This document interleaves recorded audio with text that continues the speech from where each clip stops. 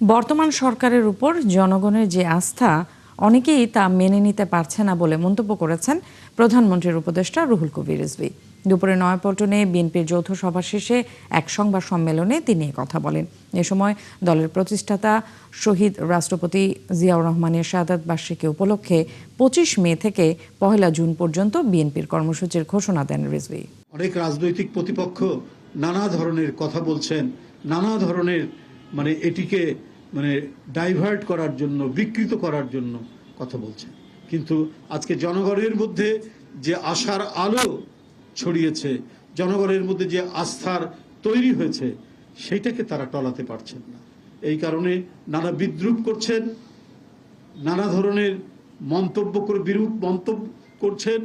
কিন্তু যখন দেখছেন তাদের এই মন্তব্যে বাতাসে ভেসে যাওয়ার আগেই প্রতিশ্রুতি পালনে জনাব তারেক রহমান যেভাবে ছুটছেন, সেই ছোটাটা তাদের মন্তব্যের অনেক দ্রুতগতিতে সেটা ছুটে যাচ্ছে।